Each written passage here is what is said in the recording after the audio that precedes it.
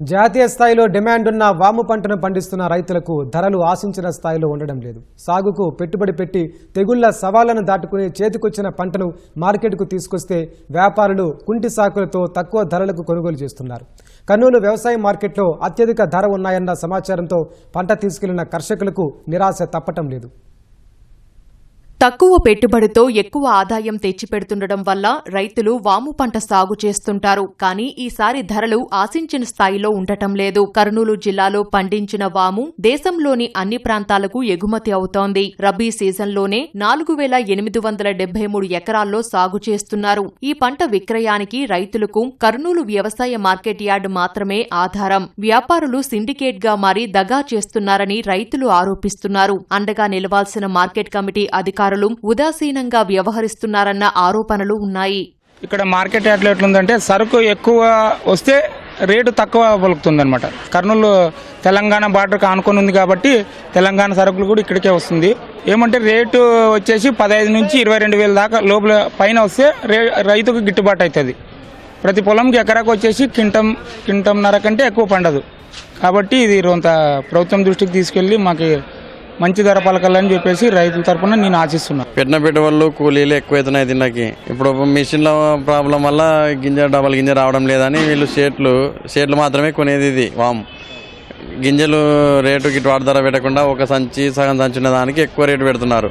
వీళ్ళు ఏం చేస్తున్నారు, కమిషన్ ఏజెంట్లు ఆ రేటు మా యాంగర్లో ఇంత వేయింది హైయెస్ట్ రేటు మాత్రమే చెప్తున్నారు కానీ మధ్య రకం రేటు చెప్పడం లేదు. ఎక్కువ అంటే వాము ఎక్కువ కలిస్తే తక్కువ రాస్తారు, తక్కువ కలిస్తే రేటు పడతాయి 2,000 అంతే. మాకు 18,000 15,000 పైన అయితే గిట్టుబాటు అవుతుంది.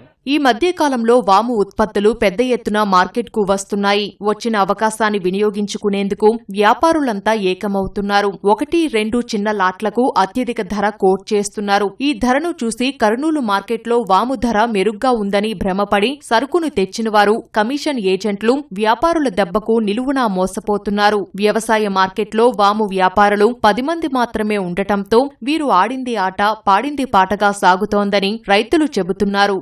పాము వేసినాము, ఇటుకి వచ్చే మొన్న రేట్ తక్కువైందో వేసమే ఈరోజు వచ్చినాము. 15,000 అంతా పోయిందో, 15,000 20,000 పోయిందో, మరి 12,000 పోయింది. మరి ఇప్పుడు వచ్చి ఇప్పుడు టెండర్కి వేసినాము. అది రేట్ ఎట్లా పోతుందో తెలియదు. మాకు ఆదోని అయితే అనుకూలం బాగుంటుంది చూడరు. ఇక్కడ అంతా ఇది ఉండదు, అంత తూకాలు ఇది ఉండదు, అంత దౌర్జన్యం కూడా ఇక్కడ.